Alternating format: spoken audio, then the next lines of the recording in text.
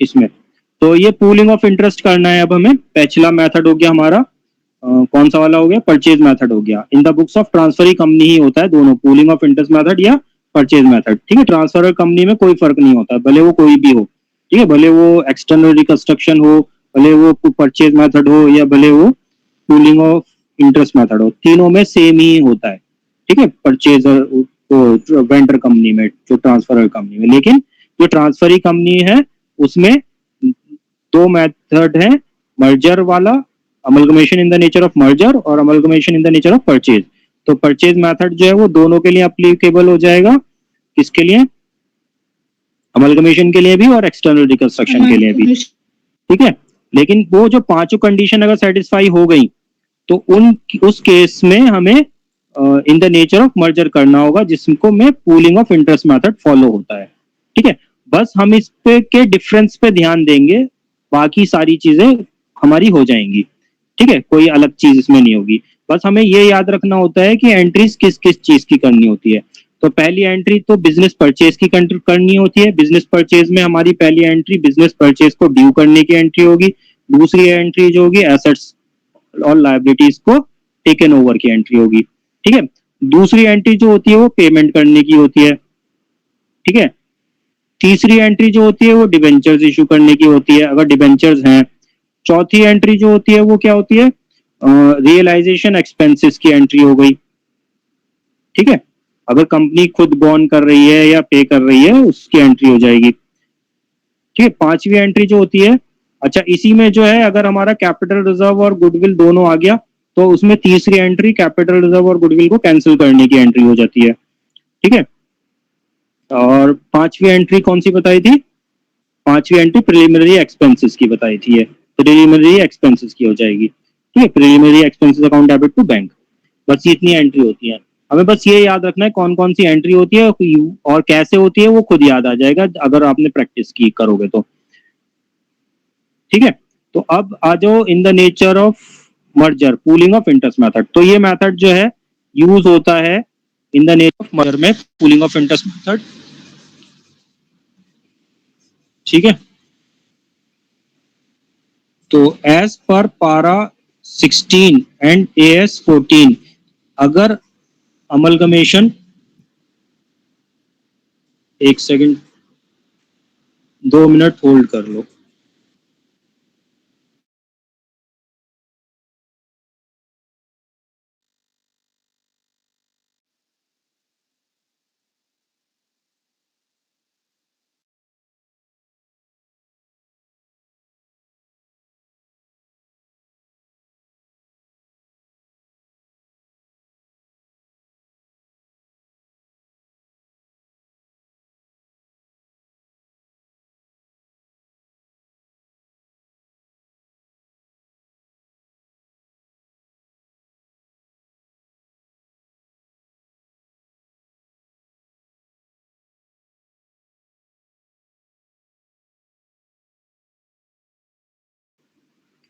हाँ, तो क्या कर रहे थे हम कि merger in the nature of merger में होता है। ठीक है, तो आइडेंटिटी जो रिजर्व्स की होती है वो प्रिजर्व की जाती है और उनको वैसे ही शो किया जाता है, अपीयर किया जाता है फाइनेंशियल स्टेटमेंट में जैसे कि वो ट्रांसफर कंपनी में थी। ठीक है, सेम वैसे ही रहता है जैसे कि हमने वाले में की देखा था।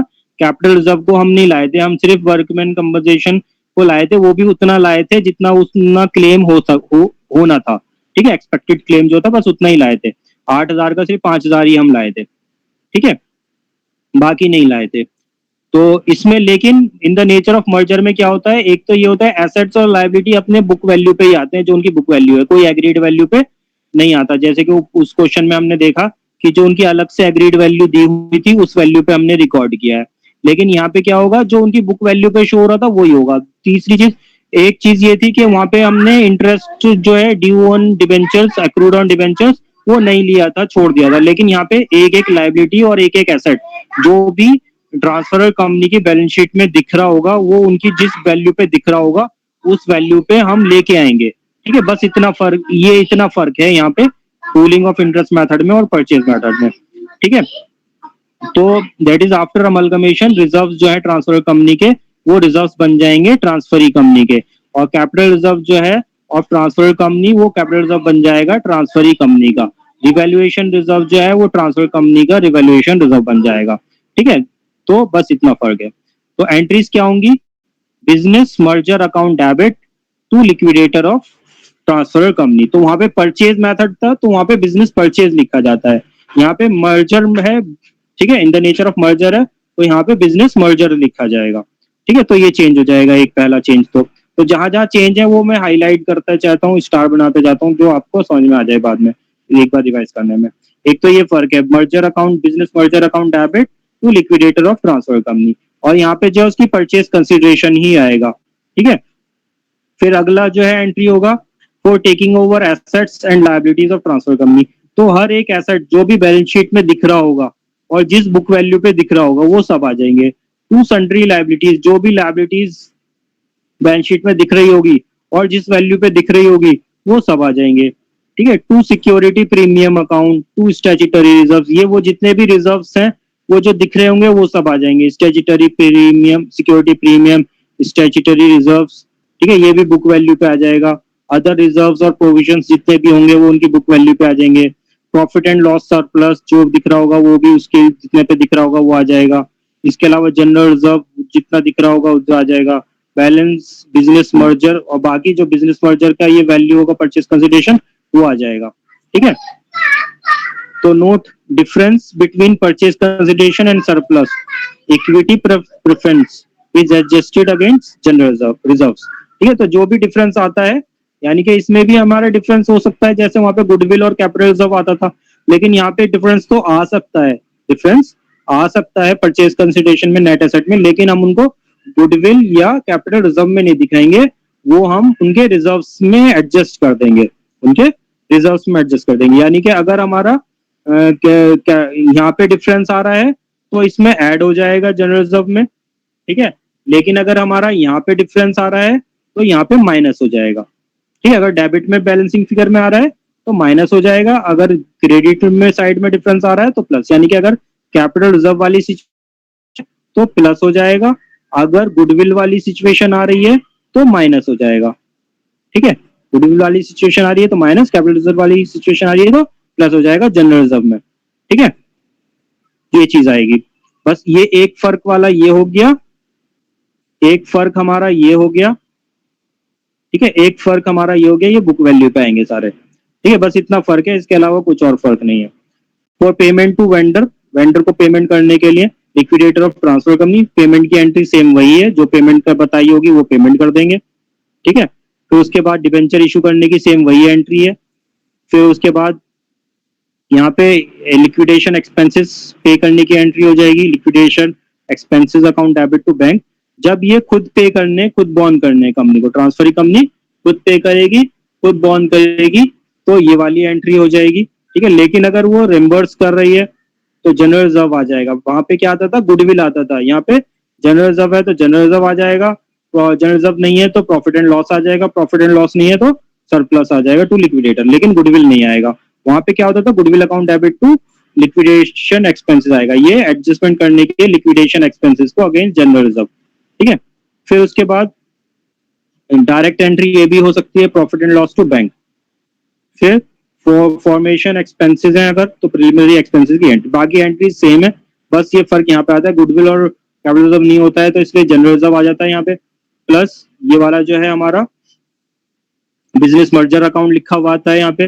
फिर यहाँ पे जितने भी रिजर्व्स हैं वो हैं सब आ जाते हैं। ठीक है, और ये हो जाता है, तो ये हमारा फर्क है, बाकी सब कुछ हमारा सेम है इसमें। ठीक है, सब कुछ वैसे ही होगा जैसा उसमें होता है, परचेज मेथड में होता है। ये क्वेश्चन दिया हुआ है, X limited take overs business of Y limited for consideration 2 lakh, ये वाला लमसम मेथड कहते हैं, जब डायरेक्ट बता दिया जाता है कितने में लिया जा रहा है। तो यहाँ पे डायरेक्ट बता दिया हमें 2 लाख में लिया जा रहा है, तो डिस्चार्ज करनी है पूरी तरह से, इक्विटी शेयर इशू होंगे 10 रुपए ईच के। ठीक है, मतलब 2 लाख रुपए के लिए सारे पूरे के पूरे 10 रुपए ईच के वो इशू होंगे। तो एक्स लिमिटेड टेक ओवर कर रही है तो ये तो हो गई ट्रांसफरी कंपनी। ठीक है, और वाई लिमिटेड का बिजनेस परचेज कर रही है तो ये हो गई वेंडर कंपनी या ट्रांसफर कंपनी। ठीक है, 2 लाख परचेज कंसिडरेशन हो गई, 10 रुपए ईच के इक्विटी शेयर इशू होंगे। तो ये दोनों की बैलेंस शीट दी हुई है, एक्स लिमिटेड जो हो गई वो परचेजर कंपनी हो गई, वाई लिमिटेड जो हो गई वो वेंडर कंपनी हो गई। ठीक है, तो इक्विटी शेयर्स हैं, जनरल रिजर्व है, एक्सपोर्ट प्रॉफिट रिजर्व है, प्रॉफिट एंड लॉस अकाउंट है, क्रेडिटर्स है, बिल्डिंग है, मशीनरी है, स्टॉक है, डेटर्स है, बैंक है। ठीक है, तो मर्जर दोनों में करना है, मर्जर वाला भी करना है, परचेज वाला भी करना है। तो परचेज वाला तो हम देख चुके हैं, मर्जर वाला देख लेते हैं। ठीक है, एक्स लिमिटेड में करना है, यानी कि परचेजर कंपनी में करना है, तो बाय वे ऑफ मर्जर। तो पहली एंट्री तो merger account debit to liquidator of Y limited आ जाएगा, 2 लाख परचेज कंसिडरेशन आ जाएगा। फिर जो भी एसेट्स ले रहे हैं सारे के सारे एसेट्स आ जाएंगे, बिल्डिंग भी आ जाएगा, मशीनरी, स्टॉक, डेटर, बैंक, कुछ सोचने की जरूरत नहीं है, जो उसकी बुक वैल्यू है उनकी बुक वैल्यू पे ही आ जाएगा। इधर 100, 100, 40, 40, 10। ठीक है, तो 1 लाख, 1 लाख, 40,000, 40,000, 40,000 और 10,000। ठीक है, उसके बाद जितने भी ये चीजें हैं ये सारी चीजें आ जाएंगी। इक्विटी शेयर छोड़ दो, जनरल रिजर्व आ जाएगा, जनरल रिजर्व 15। जनरल रिजर्व को अभी छोड़ देंगे क्योंकि उसमें बैलेंसिंग फिगर में आता है, एडजस्ट करना होता है हमें, जो भी बैलेंसिंग फिगर में होती है। तो ये आ जाएगा 25, प्रॉफिट एंड लॉस 45 और क्रेडिटर्स 80। तो ये तीन चीजें डाल देंगे, 25, 45, 80। 25,000, 80,000 और प्रॉफिट एंड लॉस। अच्छा, ये इन्होंने जो है सब इनको ऐड मर्ज कर दिया, प्रॉफिट एंड लॉस को और जनरल रिजर्व को। ठीक है, 15 और 45 को। ठीक है, तो बाकी बैलेंसिंग फिगर में ये डेबिट नहीं है, क्रेडिट ही होगा। ठीक है, तो ये 2,80,000, 3,05,000, इसका टोटल कितना हो रहा है? 1 लाख, 2 लाख, 2,90,000। ये यहाँ पे डिफरेंस में आ गया, जनरल रिजर्व इधर आ गया। ठीक है, डेबिट हो गया। उसके बाद लिक्विडेटर ऑफ वाई लिमिटेड आ जाएगा, equity share capital account 2 lakh, 2 lakh. ठीक है, उनको पेमेंट कर दी इक्विटी शेयर्स की। डिवेंचर्स कोई है नहीं, उनको कोई पेमेंट होगा नहीं। ठीक है, तो difference 75,000 will be adjusted again, general amount of general is not adequate then it may be adjusted in balancing profit and loss. ठीक है, तो वो हमारा कम पड़ रहा था, जो डिफरेंस था, इधर डिफरेंस ज्यादा निकल के आ रहा था, तो कम कर रहा था, कम पड़ रहा था, तो पहले जनरल रिजर्व से हमने कर दिया, जनरल रिजर्व नहीं हुआ तो प्रॉफिट एंड लॉस से भी हमने एडजस्ट कर दिया, उसके बाद भी हमारा नेगेटिव में निकल गया तो जनरल रिजर्व हमने यहाँ पे जनरल रिजर्व दिखा दिया। ठीक है, तो ये हुआ है। तो ये जो डिफरेंस निकल रहा था वो यहाँ पे बहुत कम बैलेंस, यहाँ पे वैल्यू कम थी, तो डिफरेंस यहाँ पे कुछ ज्यादा ही निकल के आ रहा था। अगर हम यहाँ पे 45,000 और वो भी डाल दें, क्या चीज है, 15,000, 15,000 और 45,000 दोनों चीजें डाल दें, तो हमारा जो डिफरेंस निकल रहा था फिर हमारा ऊपर ज्यादा निकल रहा था। देखो ये कितना हो गया, ये 15, 45, 50, 60, 60,000 का ये हो गया, 15,000, 75,000 का डिफरेंस निकल रहा था इस साइड बैलेंसिंग फिगर में। तो हमें जो है वो खत्म करना है बैलेंस को। ये किससे एडजस्ट करना है? जनरल रिजर्व से लेस करना है। तो हमने यहाँ से जनरल रिजर्व से लेस किया तो 45,000 लेस हो गया, फिर भी कितना बचा? 30,000 बचा। फिर हमने प्रॉफिट एंड लॉस से, सॉरी, पहले जनरल रिजर्व से लेस किया 15,000 से, तो भी हमारा कितना? 60,000 बच गया। फिर इससे लेस किया प्रॉफिट एंड लॉस से 45,000 से, तो भी हमारा 15,000 बच गया। लेकिन यहाँ पे नेगेटिव में तो हम दिखा नहीं सकते, तो हमने जनरल रिजर्व को यहाँ पे दिखा दिया। ठीक है, जो हम नहीं कर पाए एडजस्ट वो हमने यहाँ पे दिखा दिया। ठीक है, अगर एडजस्ट करने को कोई और रिजर्व भी होता तो वहां से एडजस्ट कर देते। ठीक है, कौन कौन सा है? जनरल रिजर्व है, ठीक है, और प्रॉफिट एंड लॉस है और सरप्लस है। ठीक है, इनसे हम एडजस्ट करेंगे। ठीक है, क्लियर है ये चीज? क्यों यहाँ पे डेबिट में आया ये जनरल रिजर्व? क्योंकि ये तो हमें एडजस्ट करना होता है, माइनस करना होता है, इधर माइनस होता है, तो इसने माइनस करने के बाद भी यहाँ पे बैलेंस निकल गया 15,000 का। ठीक है, पहले हमने जनरल रिजर्व को यूज किया तो भी कम पड़ गया, प्रॉफिट एंड लॉस को यूज किया तो भी कम पड़ गया, तो बाकी हमने फिर नेगेटिव में दिखा दिया। ठीक है, फिर लिक्विडेटर को पेमेंट करने की एंट्री हुई, डिबेंचर यहाँ पे थे नहीं। बस ये फर्क होता है, इतना ही फर्क होता है, और ये और ज्यादा सिंपल है, इसमें और हमें कोई प्रॉब्लम जो है नहीं होता है। ठीक है, अब पिछले साल के क्वेश्चन में देखते हैं कि हमारे उसमें क्या आया था क्वेश्चन या नहीं आया था। ठीक है, इसमें तो नहीं आया था, एनईपी वाले में तो आया ही नहीं था, इस वाले में देखते हैं। इसमें आया था या नहीं आया था? एक क्वेश्चन तो हमारा ये आया था, समराइज बैलेंस शीट, ये ऊपर आया है इसके ऑप्शन में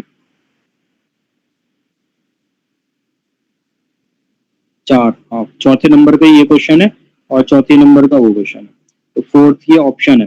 तो समराइज बैलेंस शीट दी हुई है फ्लोरेंस लिमिटेड की 31 मार्च 2022 को। ठीक है, शेयर कैपिटल है, रिजर्व एंड सरप्लस है, लॉन्ग टर्म बोरिंग्स है, शॉर्ट टर्म बोरिंग्स है, ट्रेड पेबल्स है, शॉर्ट टर्म प्रोविजंस है, प्रॉपर्टी प्लांट एंड इक्विपमेंट है, इंटेंजिबल एसेट है, नॉन करंट इन्वेस्टमेंट्स है, इन्वेंट्रीज है, ट्रेड रिसीवेबल्स है। ठीक है, अब इक्विटी शेयर जो है वो 3 लाख हैं 10 रुपए ईच के, प्रेफरेंस शेयर जो है वो 1,60,000 हैं 10 रुपए ईच के, 1,60,000 है 10 रुपए ईच के।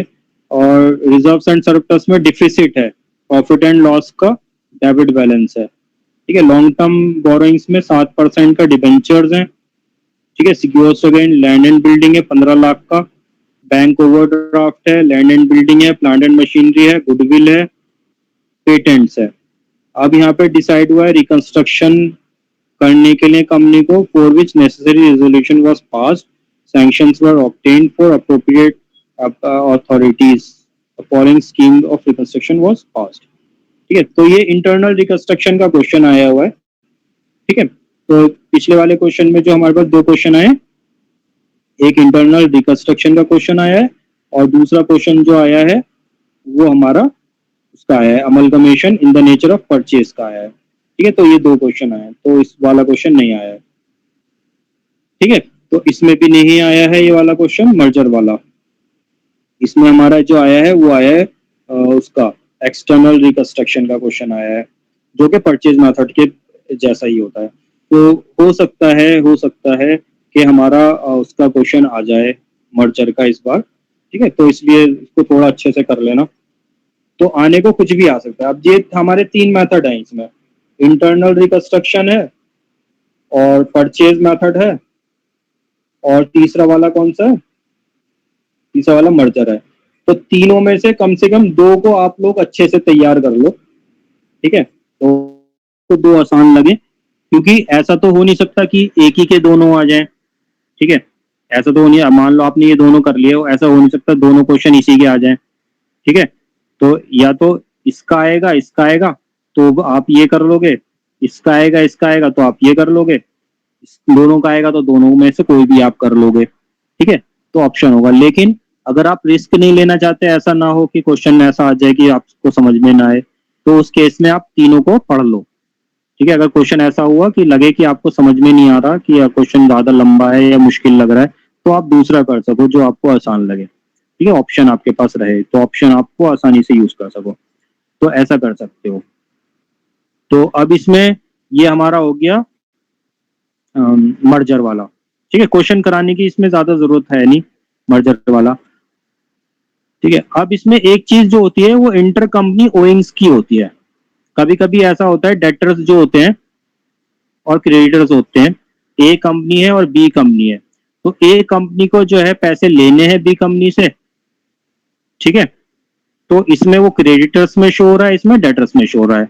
लेकिन जब वो मर्ज हो जाएंगी आपस में, तो ये डेटर्स और क्रेडिटर्स जो है वो आपस में सेट ऑफ हो जाएंगे। बाद में हम उसको लेने के बाद उनको कैंसिल करेंगे। ठीक है, तो कैंसिल कैसे होंगे, डेटर्स अकाउंट क्रेडिट हो जाएंगे, क्रेडिटर्स अकाउंट डेबिट हो जाएंगे, creditors account debit to debtors account, तो उनको हम एडजस्ट कर देते हैं, उसको बोलते हैं इंटर कंपनी ओइंग्स। ठीक है, तो जब बैलेंस शीट बनाएंगे तो ये उस टाइम पर होगा। ठीक है, जैसे यहाँ पे हमें दिया हुआ था ना, इसमें ड्यू के मॉड्यूल में 2 कंपनी दी हुई थी ना, अभी ये कंपनी है XYZ, तो ये हमारे क्रेडिटर्स दिए हुए हैं और ये हमारे डेटर्स दिए हुए हैं। तो सपोज करो कि Y लिमिटेड में 10,000 के जो डेटर्स हैं वो X लिमिटेड के 10,000 के क्रेडिटर्स हैं। ठीक है, तो जब हम इसकी मर्ज्ड बैलेंस शीट बनाएंगे, तो जब इन दोनों को ऐड करके दिखाएंगे, तो ये 30 प्लस 40 70 माइनस 10 कर देंगे, तो ये सिर्फ हमारे 60 बचेंगे। ऐसे ही जब हम इनको प्लस करेंगे, तो ये 100 प्लस 80 170 है, तो 10 माइनस कर देंगे, तो ये सिर्फ 170 दिखाए जाएंगे। ठीक है, तो जब हमारी जो बैलेंस शीट बनाई जाती है न्यू कंपनी की, तो उसमें इनको मर्ज, जो एसेट्स लिए जा रहे हैं उनको मर्ज कर दिया जाता है, जो लायबिलिटीज हो गई, शेयर्स हो गए, उनको दिखा दिया जाता है, नए वाले बैलेंसेस हम दिखाते हैं, ठीक है, जो एग्रीड वैल्यू पे दिखाया जा रहा है वो दिखाते हैं, तो बैलेंस शीट भी बनाने को आ सकती है, ठीक है।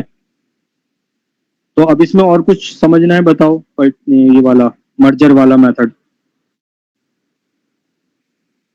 बस कितने बच्चे बचे हैं? बहुत ही कम बच्चे बचे हैं, सारे छोड़ गए।